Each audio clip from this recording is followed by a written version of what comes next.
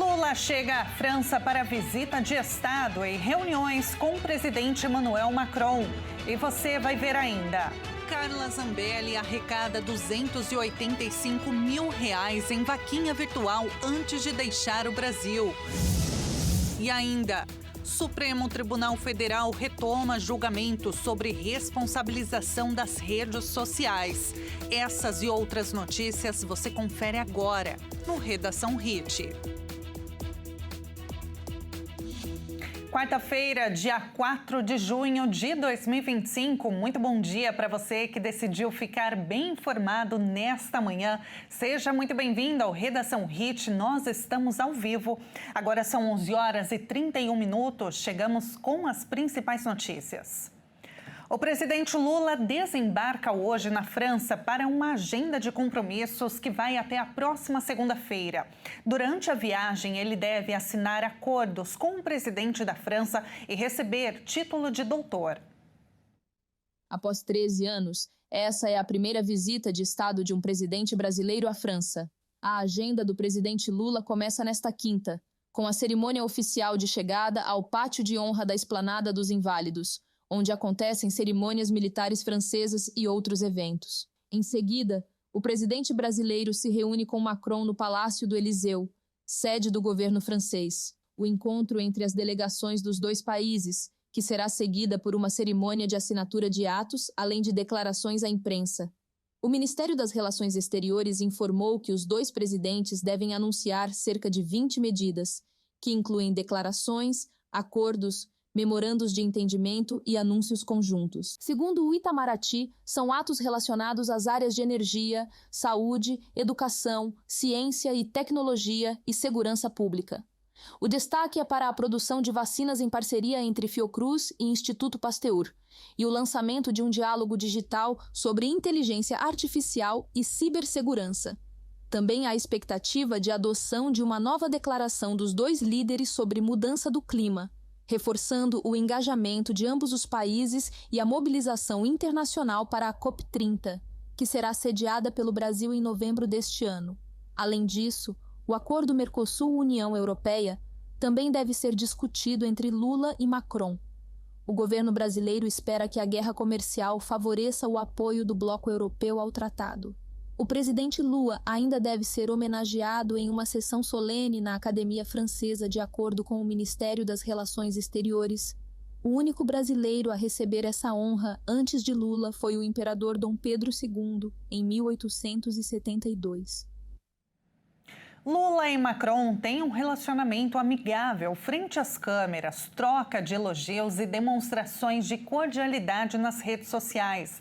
Nesta semana, inclusive, o presidente francês publicou uma foto ao lado do líder brasileiro com a legenda: "Vamos escrever a próxima página juntos". Apesar disso, há um tema em que os dois países não conseguem entrar em um consenso: União Europeia-Mercosul. Nesse encontro, Lula deve tratar sobre o pacto e a expectativa entre o Itamaraty, que é positiva diante das tarifas globais impostas pelos Estados Unidos. Qual a probabilidade do governo francês aceitar o acordo? O que esperar de Macron? O mestre em Relações Internacionais, Ricardo Rios, faz uma análise sobre o assunto. Com a série de taxas que Donald Trump impõe à União Europeia, há um consenso interno, tanto da União Europeia quanto dos países membros, como a França, de que é necessário que o bloco expanda suas parcerias para conseguir manter seu mercado interno abastecido, seja de commodities ou de outros produtos, onde os Estados Unidos conseguem manter uma alta taxa de exportação. No caso, União Europeia e Mercosul, o que a União Europeia deseja são os produtos agrícolas, principalmente do Brasil e da Argentina, como trigo, soja, laranja e até mesmo a carne. Por mais que hoje a França não consuma tanta carne brasileira, há uma possibilidade de um crescimento de mercado na França para o consumo desse produto. Uma coisa importante é que a França até hoje é muito reticente por conta do poder que os agricultores franceses têm sobre o governo. Porém, um fato importante é que hoje a necessidade da França em ter o abastecimento interno é muito maior do que o lobby. Então, alguns avanços podem ser feitos, mas o apoio restrito de Emmanuel Macron provavelmente é mais difícil porque ele precisa manter o vínculo com os agricultores franceses que no final votam nele, votam no partido dele. O Mercosul não vota, não tem esse poder de voto na França. Então, entre a amizade com Lula, a parceria com o Brasil e o voto na França, Macron com certeza prefere manter seus votos no país. O presidente dos Estados Unidos, Donald Trump, assinou um decreto aumentando as tarifas sobre aço e alumínio para 50%. O Canadá é o maior fornecedor de aço, seguido pelo Brasil e México. O presidente dos Estados Unidos, Donald Trump, assinou um decreto que aumenta as tarifas sobre as importações de aço e alumínio de 25% para 50%, por considerar esses dois setores estratégicos. O decreto especifica que as novas tarifas vão entrar em vigor nesta quarta-feira. Desde que retornou à presidência em janeiro, Trump impôs tarifas generalizadas a aliados e adversários, medidas que abalaram a ordem comercial global e agitaram os mercados financeiros. O republicano também impôs tarifas aduaneiras de 25% a produtos específicos como o aço, o alumínio e os automóveis. Em 2024, os Estados Unidos importaram cerca de metade do aço e alumínio utilizados no país. O Canadá é o maior fornecedor de aço, seguido pelo Brasil e México, com produtos destinados a outras indústrias, como automotiva e construção civil. A Argentina é a sexta maior fornecedora de alumínio. A Organização para a Cooperação e Desenvolvimento Econômico, a OCDE, reduziu a previsão anual de crescimento econômico mundial devido às tensões comerciais e às incertezas provocadas por Donald Trump, que terão um impacto na economia americana.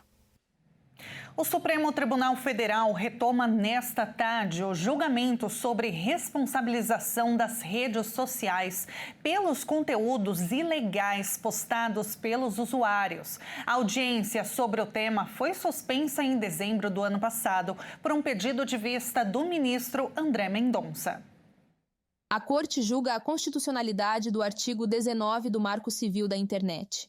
A norma estabeleceu os direitos e deveres para o uso da internet no Brasil, com o objetivo de assegurar a liberdade de expressão e impedir a censura. E as plataformas só podem ser responsabilizadas pelas postagens de seus usuários se, após ordem judicial, não tomarem providências para retirar o conteúdo. Até o momento, foram proferidos 3 votos a favor da responsabilização das plataformas. O julgamento foi suspenso em dezembro do ano passado por um pedido de vista do ministro André Mendonça, que devolveu o processo para julgamento. Agora, ele vai ser o primeiro a apresentar sua manifestação na sessão. O presidente do STF, ministro Luiz Roberto Barroso, votou pela responsabilização parcial das plataformas. Para o ministro, as redes devem retirar postagens com conteúdo envolvendo violência infantil, suicídio, tráfico de pessoas, terrorismo e ataques à democracia. Pela proposta, a medida deve ser tomada após as empresas serem notificadas pelos envolvidos. Mas a remoção de postagens com ofensas e crimes contra a honra dos cidadãos só pode ocorrer após decisão judicial, ou seja, como acontece atualmente. Representantes das redes sociais defenderam a manutenção da responsabilidade somente após o descumprimento de decisão judicial e sustentaram que já realizam a retirada de conteúdos ilegais de forma extrajudicial e que o eventual monitoramento prévio configuraria censura. Antes de deixar o Brasil, a deputada federal Carla Zambelli arrecadou mais de R$280 mil por meio de uma vaquinha virtual. Ela organizou a arrecadação dizendo que o objetivo era de pagar multas decorrentes de decisões do Supremo Tribunal Federal. Carla Zambelli começou a campanha em 19 de maio, quando Zambelli publicou nas redes sociais a chave Pix para depósitos voluntários. E no mesmo dia, compartilhou um extrato bancário que indicava um saldo de R$166 mil e disse que sua conta estava com 14 mil negativos antes do início da arrecadação. 2 dias depois, a deputada fez uma nova publicação que estava com R$285 mil em sua conta e que iria guardar o montante com zelo e responsabilidade. Segundo Zambelli, o dinheiro foi transferido para uma conta poupança. Nesta terça-feira, a deputada Carla Zambelli anunciou que havia deixado o país e que estava nos Estados Unidos, mas pretendia ir para a Europa e pedir licença do mandato parlamentar. Disse ainda que deve residir na Itália, que possui cidadania. Segundo ela, isso impediria uma eventual deportação para o Brasil. No mesmo dia, a Procuradoria-Geral da República pediu a prisão preventiva da deputada federal. E hoje o ministro Alexandre de Moraes acatou a decisão da PGR. Carla Zambelli foi condenada, em maio, pelo Supremo por invadir o sistema do Conselho Nacional de Justiça. Na ocasião, a primeira turma do STF determinou que a deputada pagasse uma indenização de R$2 milhões por danos morais e coletivos. Além disso, condenou a deputada a uma pena de 10 anos de prisão, em regime inicialmente fechado, perda do mandato parlamentar a ser declarada pela Câmara dos Deputados, além da inelegibilidade da política. A parlamentar também é alvo de outro inquérito no STF, no qual responde por crimes de porte ilegal de arma de fogo e constrangimento ilegal. Ela é acusada de perseguir de arma em punho um homem no meio da rua em um bairro da área nobre de São Paulo, em outubro de 2022. O governo de Brasília confirmou um caso de gripe aviária no zoológico da capital. O local foi fechado na semana passada e vai permanecer assim até o dia 12 de junho, se não surgirem novos casos. Um caso de gripe aviária foi confirmado no Zoológico de Brasília. O parque foi fechado na semana passada após a morte de 2 aves silvestres em um momento de surto da doença. O Brasil, o maior exportador mundial de carne de frango, suspendeu os envios do produto para 24 países devido a um surto de gripe aviária que começou em meados de maio. O zoológico da capital fechou ao público em 28 de maio, depois que um pombo e um pato foram encontrados mortos em suas instalações e considerados casos suspeitos da doença. A Secretaria de Agricultura do Distrito Federal informou que as amostras confirmaram que foi detectado um caso de influenza aviária de alta patogenicidade no Zoológico de Brasília. E acrescentou que a interdição vai ser mantida até o dia 12 de junho, caso não ocorram novos casos no local. Segundo o Ministério da Agricultura, 5 focos de gripe aviária foram detectados no país nas últimas semanas. O primeiro caso foi registrado em 16 de maio em uma fazenda no Rio Grande do Sul. E veja a seguir, Banco Central lança Pix automático. E agora vamos ver como que está o tempo em Rio Paranaíba, em Minas Gerais, 22 graus neste momento, céu bem limpo. Nós voltamos em instantes.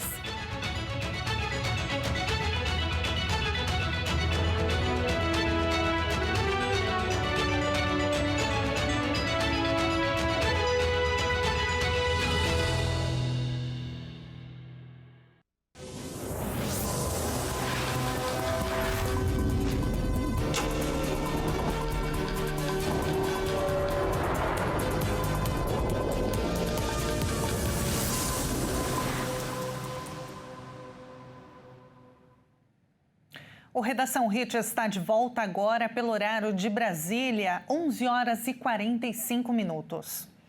A Cruz Vermelha confirmou ontem a morte de mais de 20 pessoas por disparos perto de um centro de distribuição de ajuda humanitária no sul de Gaza. E o exército israelense afirmou ter disparado contra suspeitos que avançavam em direção aos soldados. Essas crianças choram a morte da mãe nesta terça-feira em Gaza. A mulher foi alvejada perto de um centro de distribuição de ajuda humanitária no sul do território palestino onde, segundo o exército israelense, soldados abriram fogo contra suspeitos que avançavam em sua direção. Ela foi buscar comida para os filhos, já estavam há um mês sem pão. Ela estava na casa da sobrinha, na área de Atar, e saiu para conseguir comida para eles. Foi isso que aconteceu. Precisamos de comida. Se tivéssemos comida, não precisaríamos nem dos americanos nem de Israel. Eles não nos deram segurança nem por um minuto, nem um único minuto. Ela não foi a única vítima. A Defesa Civil de Gaza relatou nesta terça-feira cerca de 30 mortos por disparos israelenses na região, além de mais de 90 feridos. O alto comissário da ONU para os Direitos Humanos, Volker Turk, classificou esses ataques como crimes de guerra, 2 dias depois de uma tragédia semelhante no mesmo local, que deixou 31 mortos e 176 feridos, segundo os serviços de emergência de Gaza. A obstrução intencional do acesso a alimentos e outros suprimentos essenciais à vida de civis pode constituir um crime de guerra. Por meio de um porta-voz, o secretário-geral das Nações Unidas, Antônio Guterres, também condenou o que classificou como inaceitável morte de palestinos que buscavam alimentos em Gaza. O incidente ocorreu próximo a um centro de ajuda gerido pela Fundação Humanitária de Gaza, que começou a operar há pouco mais de uma semana, com o apoio dos Estados Unidos e de Israel. A ONU se recusa a trabalhar com a organização por dúvidas quanto aos seus procedimentos e neutralidade. Nesta terça-feira, a fundação nomeou como novo presidente o líder evangélico de direita Johnny Moore, que já assessorou o presidente americano Donald Trump em questões de liberdade religiosa. O exército de Israel afirmou estar investigando o incidente e declarou que não são eles, mas sim o grupo islamista Hamas, que impede os moradores de Gaza de acessar os centros de distribuição de ajuda. Por sua vez, a Casa Branca afirmou estar verificando a veracidade dos relatos sobre os disparos. A guerra comercial iniciada pelo presidente dos Estados Unidos, Donald Trump, reduz as perspectivas de crescimento da economia mundial. Esse alerta foi feito pela Organização para a Cooperação e Desenvolvimento Econômico. A OCDE reduziu sua previsão anual de crescimento econômico mundial devido às tensões comerciais e à incerteza provocadas por Donald Trump. Após um crescimento de 3,3% em 2024, a Organização para a Cooperação e Desenvolvimento Econômico projeta uma expansão de 2,9% para 2025 e em 2026, segundo as perspectivas atualizadas. No relatório anterior, divulgado em março, a organização, formada por 38 países e com sede em Paris, projetava um crescimento de 3,1% para este ano e de 3% para 2026. Desde seu retorno ao poder em janeiro, Trump impôs tarifas generalizadas contra aliados e rivais que abalaram a ordem comercial mundial e perturbaram os mercados financeiros. A perspectiva é particularmente sombria para os Estados Unidos. A OCDE espera que a economia americana registre uma desaceleração de 2,8% em 2024 para 1,6% este ano, 0,6 ponto a menos que na previsão anterior, e para 1,5% em 2026. A organização reduziu levemente, de 4,8% para 4,7%, a previsão de crescimento este ano para a China, a segunda maior economia do mundo, e o país afetado pelas tarifas mais elevadas anunciadas por Trump. O Brasil mantém a perspectiva de crescimento inalterada para 2025 a 2,1% e tem um aumento para 2026, 1,6%, mas com uma clara desaceleração após a expansão de 3,4% em 2024. A perspectiva para a economia da zona do euro também permanece intacta, com um crescimento de 1% previsto para 2025. Negociadores dos Estados Unidos e da União Europeia devem se reunir em Paris para negociações comerciais. Além dos Estados Unidos, outro país com uma revisão considerável é o Japão.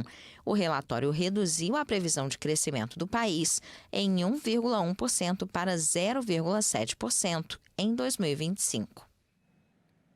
O Banco Central lança hoje o Pix automático, que vai permitir o pagamento de contas recorrentes com débito direto na conta.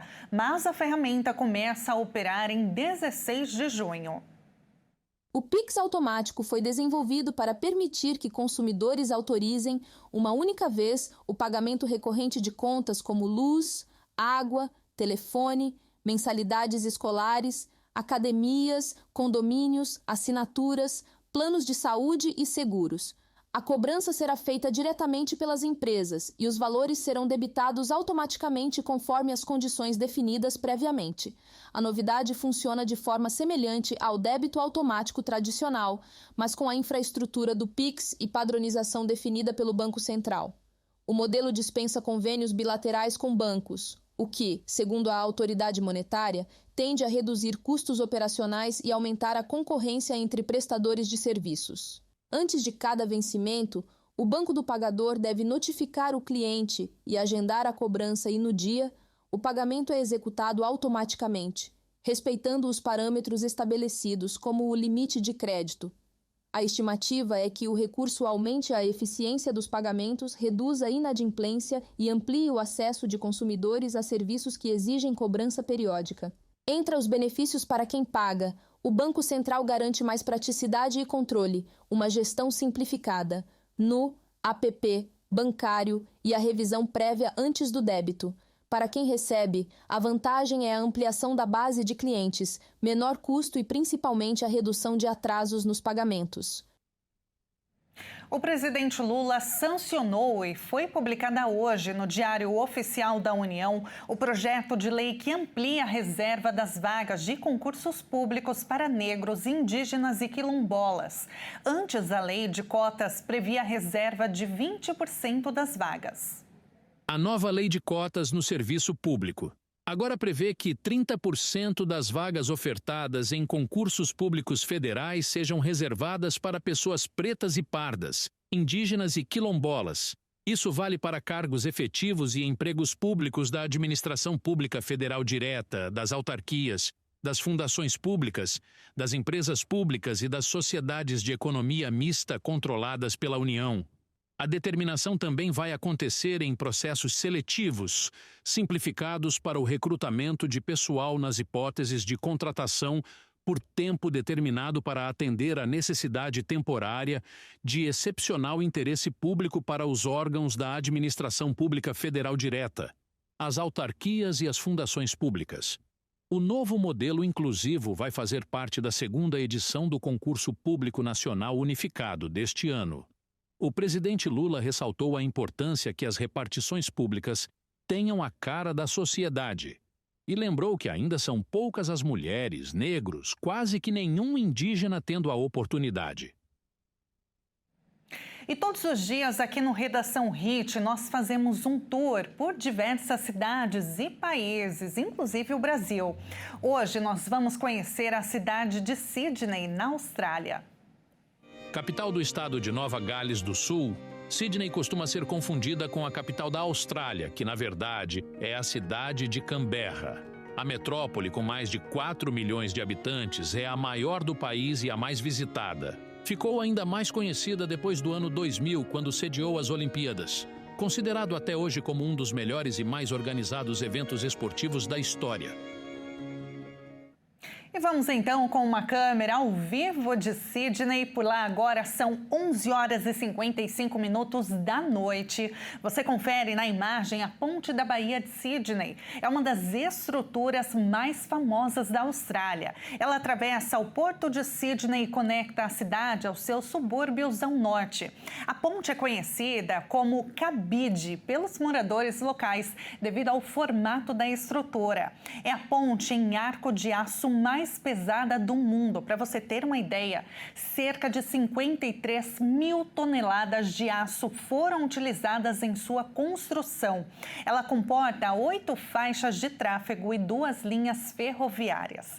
E assim a gente encerra esta edição conhecendo cada cantinho do Brasil e do mundo. Muito obrigada pela sua companhia. Uma ótima quarta-feira para você. A gente se encontra novamente amanhã às 11h30 em ponto. Até mais.